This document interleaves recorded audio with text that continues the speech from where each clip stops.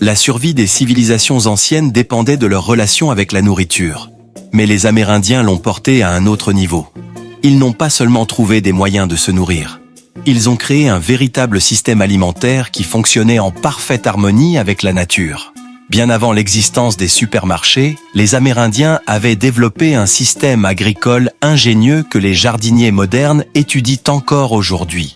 Au cœur de leur alimentation se trouvait un trio puissant: le maïs, les haricots et les courges, souvent appelées les trois sœurs.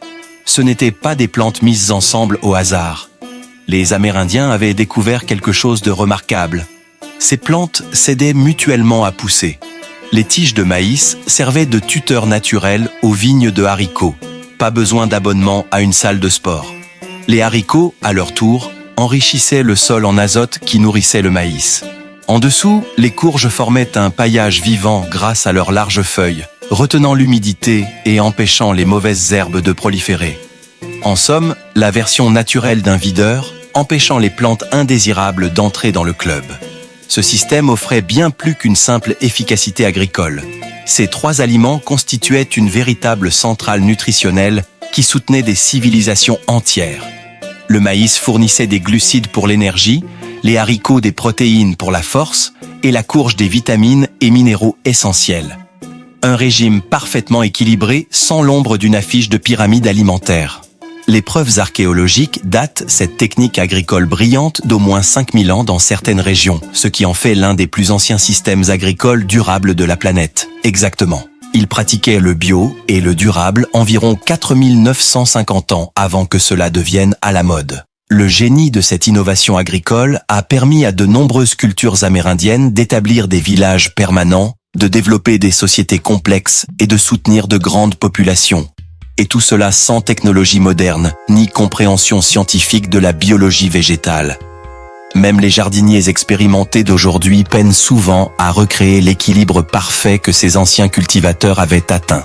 Une graine mal placée ou un mauvais calendrier de plantation pouvait déséquilibrer tout le système.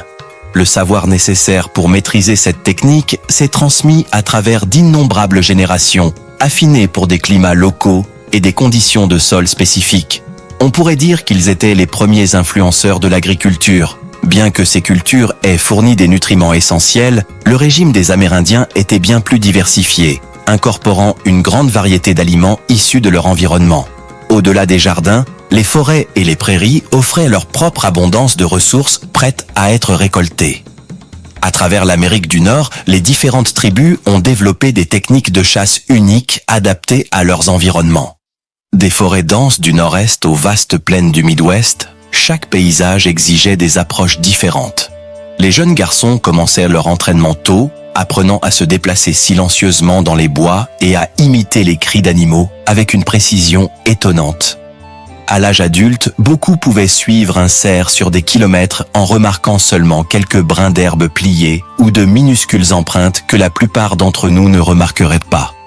Le cerf était la vedette de la chasse amérindienne, fournissant non seulement de la viande, mais aussi des matériaux pour une quantité étonnante d'objets. Un cerf de Virginie moyen pouvait donner jusqu'à 20 kilos de viande, de quoi nourrir une petite famille pendant une semaine. Mais ce n'était que le début de son utilité.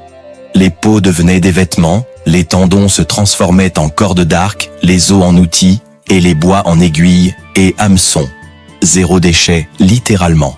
Même le cerveau du cerf était utilisé dans le tannage pour assouplir le cuir. Les Amérindiens appliquaient déjà la philosophie du tout utiliser des siècles avant que les mouvements modernes de durabilité ne la rendent populaire. La chasse au bison dans les grandes plaines était un tout autre défi, littéralement. Ces énormes animaux pouvaient peser jusqu'à 900 kilos et fournir assez de viande pour sustenter plusieurs familles.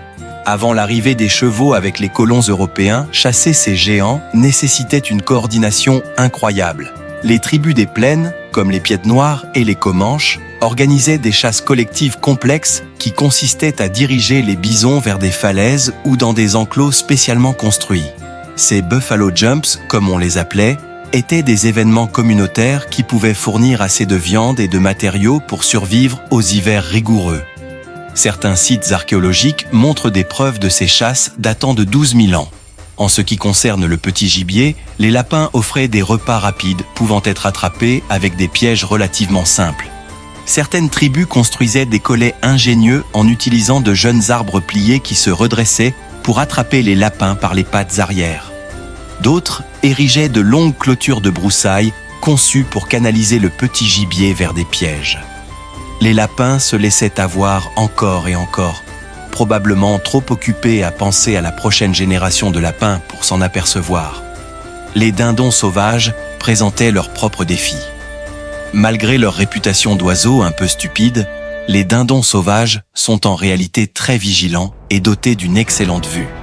Les chasseurs indigènes développaient des appâts spéciaux fabriqués à partir d'os d'ailes qui imitaient parfaitement le glou-glou distinctif de l'oiseau. Un bon chasseur de dindons devait avoir la patience d'une statue, parfois attendre des heures sans bouger, jusqu'à ce que des dindons curieux s'approchent à portée de leurs arcs. En parlant d'armes, l'arc et la flèche régnaient en maître dans la plupart des situations de chasse. Les arcs amérindiens n'étaient pas de simples bâtons avec des cordes. C'étaient des instruments de précision fabriqués à partir de bois spécifiques choisis pour leur souplesse et leur solidité. Les flèches étaient faites sur mesure avec des pointes différentes selon la cible. Des pointes émoussées pour les oiseaux et le petit gibier afin de ne pas trop abîmer la viande, et des pointes en pierre tranchante pour les plus gros animaux. Certaines flèches de chasse comportaient des encoches spéciales destinées à augmenter le saignement, garantissant que l'animal laisserait une piste claire s'il s'enfuyait après avoir été touché. Mais toutes les chasses n'impliquaient pas des projectiles.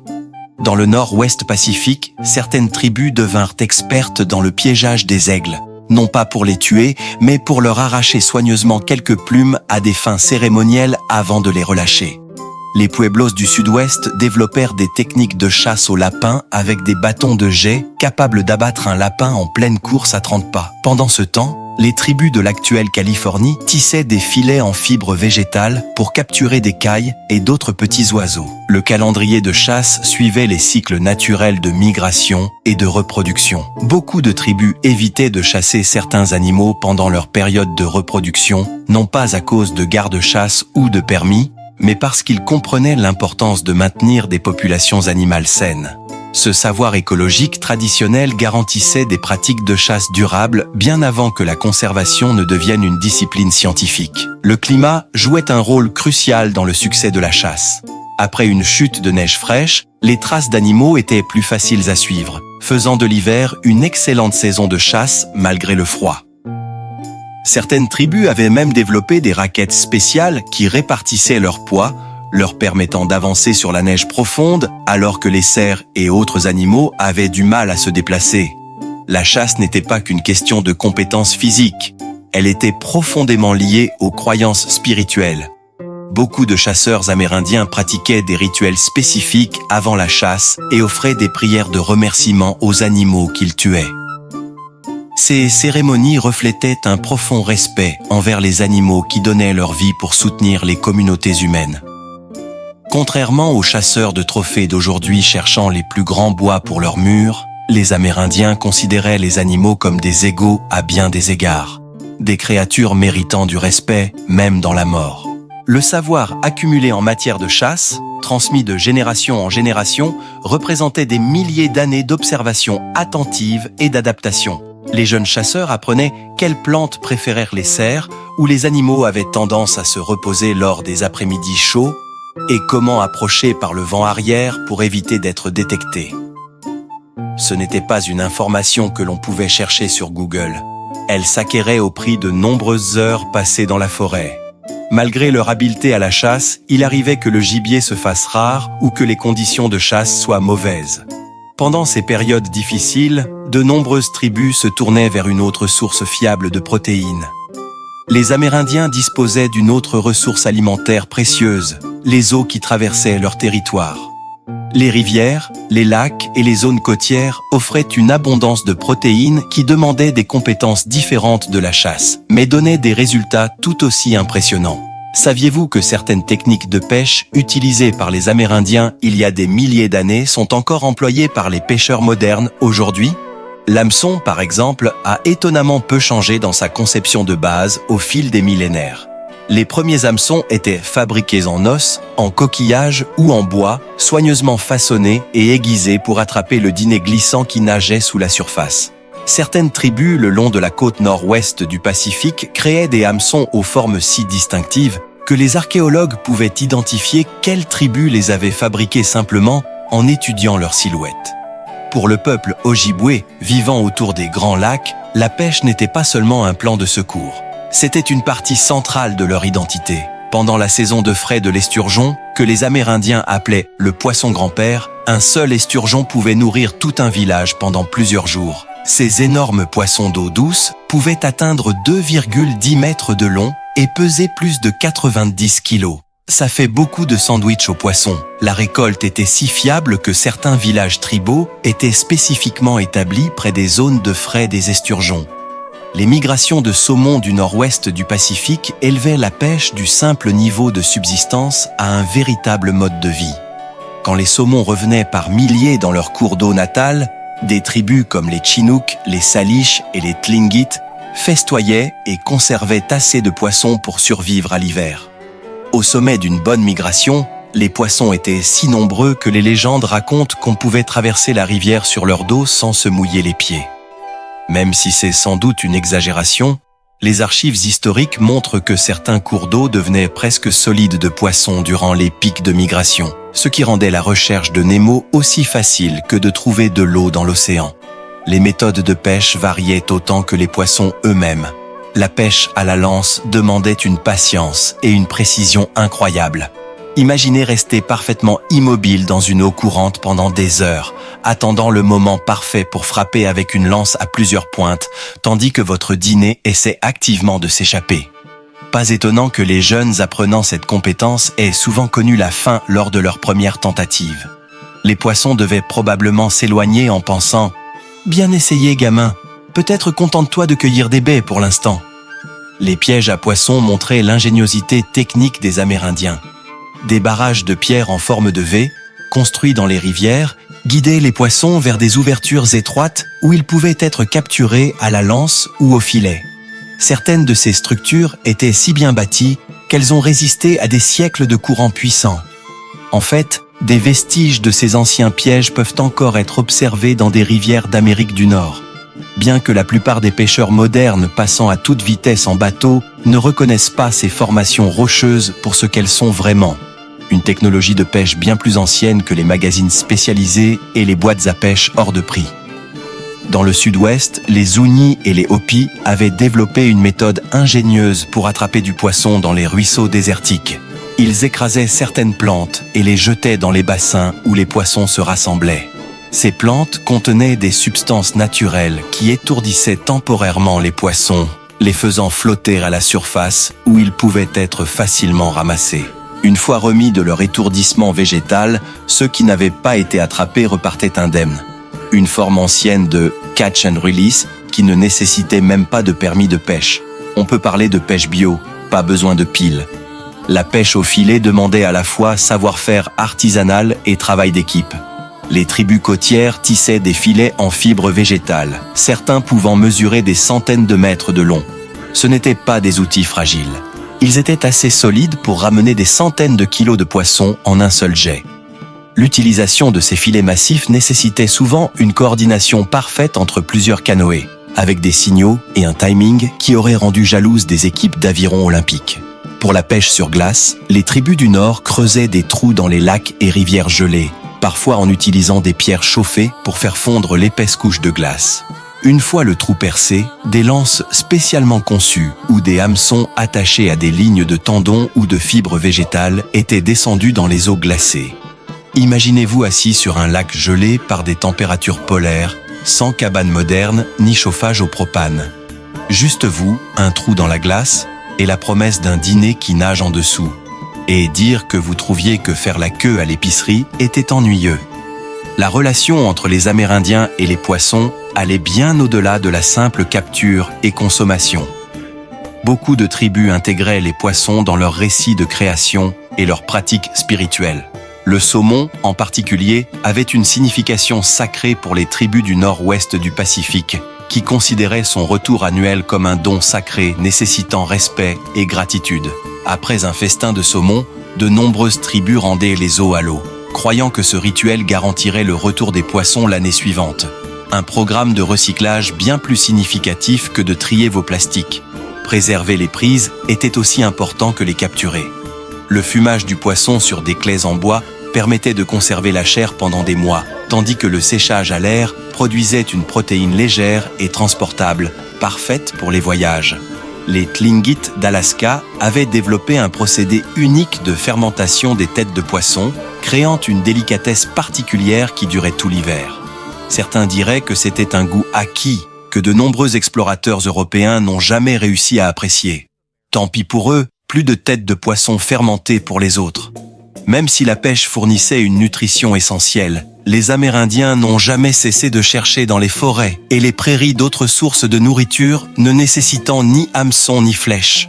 Bien avant les supermarchés et leurs rayons bien organisés, les Amérindiens parcouraient les allées de la nature, identifiant avec expertise quelles plantes pouvaient nourrir et lesquelles pouvaient nuire. Les forêts, prairies et zones humides d'Amérique du Nord offrait une variété remarquable de trésors comestibles à ceux qui savaient où chercher.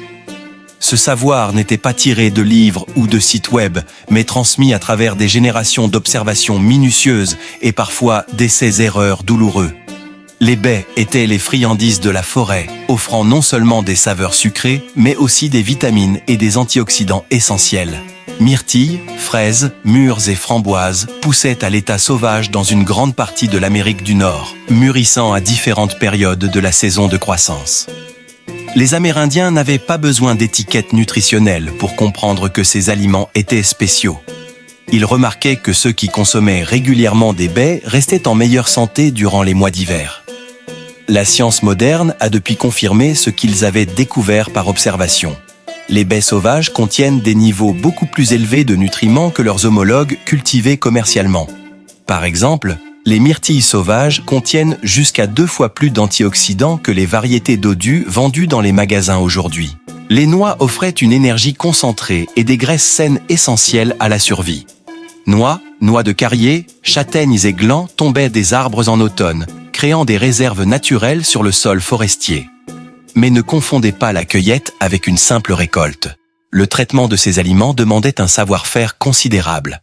Les glands, qui étaient des aliments de base pour les tribus de Californie jusqu'aux forêts de l'Est, contenaient des tanins amers qu'il fallait éliminer avant consommation. Cela impliquait de casser, broyer et tremper à plusieurs reprises la farine de gland dans de l'eau douce jusqu'à ce que l'amertume disparaisse. Un travail ardu, mais absolument payant. La farine obtenue pouvait être stockée pendant des années et fournissait plus de calories par hectare que la culture du blé ou du maïs. La production de sirop d'érable illustrait l'ingéniosité des Amérindiens à son meilleur. Chaque printemps, lorsque les températures oscillaient entre nuits glacées et journées plus douces, la sève commençait à couler dans les érables. Les Anishinaabe et d'autres tribus du nord-est inséraient des becs fabriqués à partir de branches de sumac creuses dans les arbres et recueillaient la sève aqueuse dans des récipients en écorce de bouleau. Transformer ce liquide mince, qui ne contient qu'environ 3% de sucre, en sirop nécessitait de faire bouillir l'excès d'eau, un processus qui consommait beaucoup de bois de chauffage et de temps. Pour chaque gallon de sirop fini, il fallait recueillir et traiter environ 40 gallons de sève brute. Voilà une véritable dévotion à la vie sucrée. Les racines et tubercules servaient de réserve souterraine de glucides. La quenouille, parfois appelée le supermarché du Marais, offrait des pousses comestibles, du pollen et des racines féculentes à différentes saisons. Le topinambour, qui n'est ni de Jérusalem ni un artichaut, fournissait des racines tubéreuses pouvant être mangées crues ou cuites. Contrairement aux pommes de terre modernes, ces tubercules indigènes contiennent de l'inuline au lieu de l'amidon, ce qui les rend adaptés aux personnes ayant des difficultés à réguler leur glycémie. Les bulbes de cas étaient si importants pour les tribus du Nord-Ouest Pacifique que les familles détenaient des droits de récolte sur des prairies de cas spécifiques, créant une forme de droit de propriété centré sur les ressources alimentaires. Les verdures sauvages égayaient les menus printaniers lorsque les autres aliments se faisaient rares. Des tribus à travers le continent récoltaient les feuilles de pissenlit, les chénopodes blancs, les orties et d'autres plantes à feuilles qui apparaissaient tôt dans la saison de croissance. Ce n'étaient pas de simples compléments. Elles apportaient des vitamines essentielles après un hiver à l'alimentation limitée. Certaines plantes nécessitaient une préparation spéciale pour éliminer les composés irritants. Les orties, par exemple, perdent leur piqûre lorsqu'elles sont correctement cuites et offrent plus de fer que les épinards. Les Amérindiens ne mangeaient pas ces verdures parce qu'un nutritionniste leur avait dit de le faire. Ils les consommaient parce que le corps réclame ce dont il a besoin. Et après l'hiver, il a besoin de choses vertes. Les fleurs n'étaient pas seulement jolies à regarder. Beaucoup fournissaient des pétales, du nectar et du pollen comestible. Les fleurs de guennier rouge ajoutaient de la couleur et de la vitamine C au repas de printemps. Les boutons de dili pouvaient être mangés crus ou cuits. Même certaines fleurs de cactus étaient récoltées dans les régions désertiques. Contrairement aux gens modernes qui placent une fleur comestible sur un plat de restaurant chic uniquement en guise de garniture, les Amérindiens incorporaient ces fleurs comme de véritables sources de nourriture, aidant à combler l'écart entre les réserves hivernales et l'abondance estivale.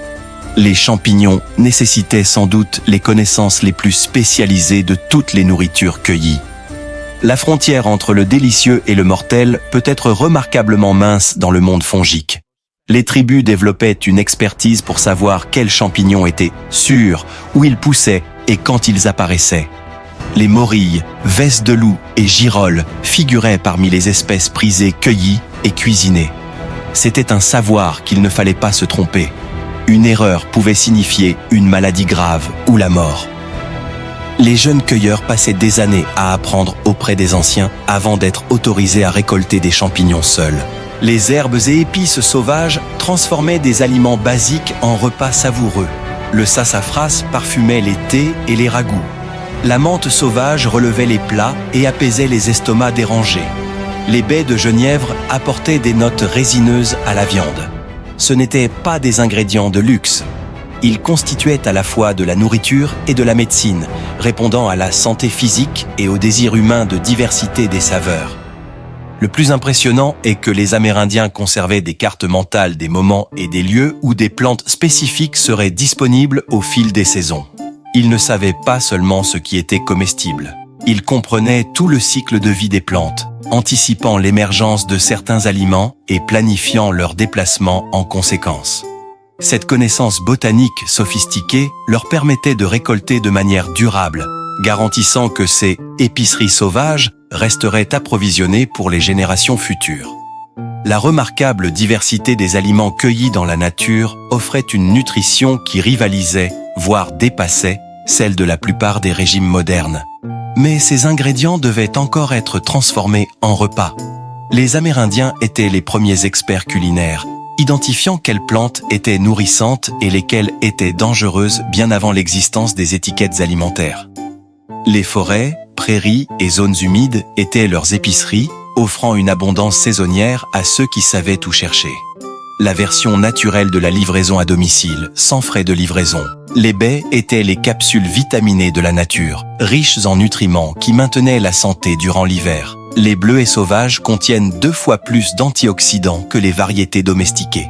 Une centrale nutritionnelle dans un petit fruit, ce n'était pas de simples friandises occasionnelles, mais des éléments essentiels d'un régime équilibré, prouvant que les bonnes choses viennent vraiment en petits paquets. Les glands constituaient un aliment de base, bien qu'il nécessitait une préparation minutieuse pour éliminer les tanins amers. Le processus en plusieurs étapes, broyage, trempage, rinçage, produisait une farine qui pouvait se conserver pendant des années et fournissait plus de calories par acre que le blé ou le maïs. Un rendement impressionnant pour ceux prêts à faire l'effort. Qui aurait cru que des fruits de chêne pouvaient être si productifs? La production de sirop d'érable illustrait une remarquable gestion des ressources. Les Anishinabés recueillaient la sève aqueuse et la faisaient patiemment bouillir pour en faire du sirop sucré. 40 gallons de sève pour 1 gallon de produit fini. Le doux résultat valait chaque heure passée à surveiller les marmites bouillonnantes. Une récompense sucrée pour ce qui fut peut-être les chefs les plus patients de l'histoire. La quenouille méritait son surnom de supermarché du Marais en offrant des parties comestibles à différentes saisons, des pousses au printemps, du pollen en été et des racines féculentes en automne et hiver. Le topinambour fournissait des tubercules particulièrement adaptés à l'équilibre glycémique, contenant de l'inuline plutôt que de l'amidon simple. Probablement le seul légume à porter un nom plus déroutant que l'aubergine. Les orties, de plantes douloureuses, devenaient des centrales nutritionnelles lorsqu'elles étaient correctement cuites, offrant plus de fer que les épinards.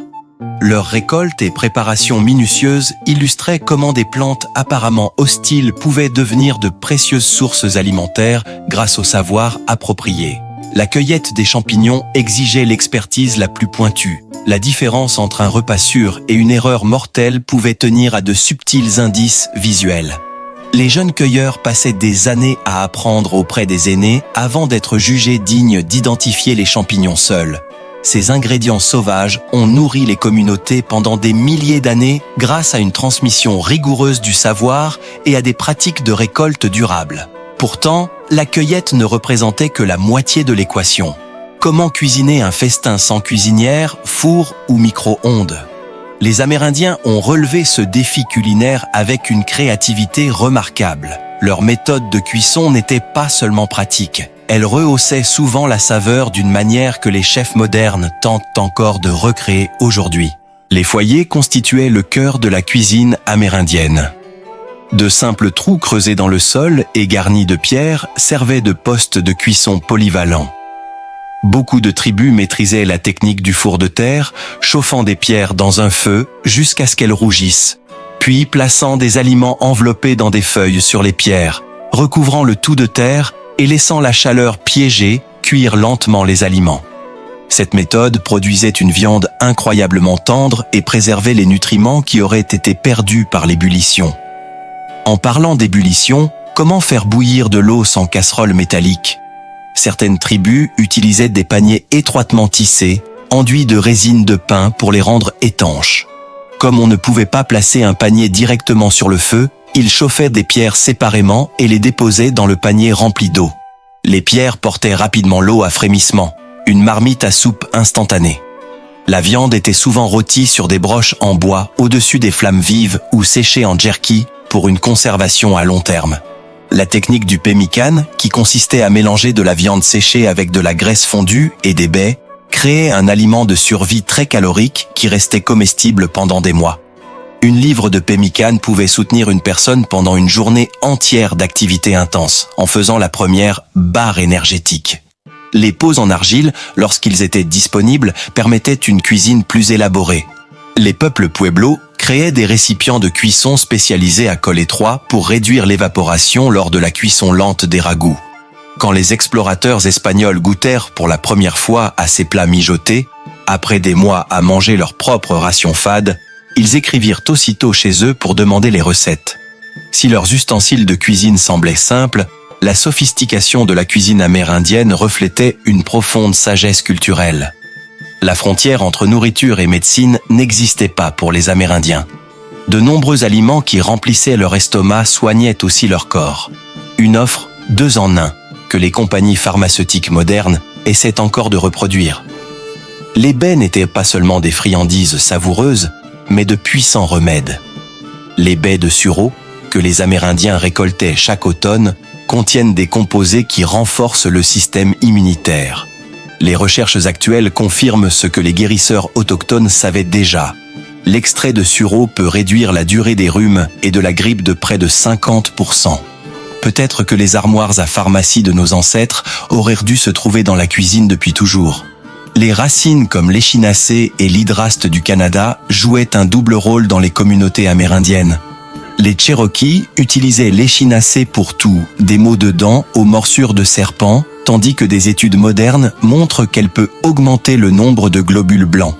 Ces plantes n'étaient pas qualifiées de super-aliments à l'époque, mais elles méritent certainement ce titre bien plus que certains produits à la mode dans les rayons diététiques d'aujourd'hui. Certains aliments acquéraient un statut sacré en raison de leur importance.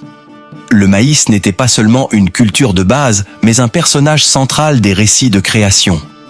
Les Hopis considéraient le maïs bleu comme un don direct du monde spirituel, tandis que les Iroquois célébraient la cérémonie du maïs vert pour remercier des récoltes réussies. Ce n'était pas de simples repas, c'étaient des liens significatifs avec l'identité culturelle et les croyances spirituelles. Les festins communautaires renforçaient les liens sociaux. Lorsqu'un chasseur rapportait un cerf, ce n'était pas seulement sa famille qui en bénéficiait. De nombreuses tribus maintenaient des protocoles stricts de distribution de la viande qui garantissaient à chacun dans la communauté de recevoir une part. Certaines tribus des plaines avaient jusqu'à 27 règles différentes concernant qui recevait quelle partie du bison. Le système originel de contrôle des portions avec sécurité sociale intégrée. Le tabac et le cacao occupaient une place spéciale dans les traditions amérindiennes, utilisées lors de cérémonies plutôt que pour une consommation banale. Le tabac était offert comme prière portée par la fumée, tandis que le cacao pur était réservé aux rituels sacrés et aux célébrations importantes. Rien à voir avec les versions surchargées de sucre que nous consommons aujourd'hui.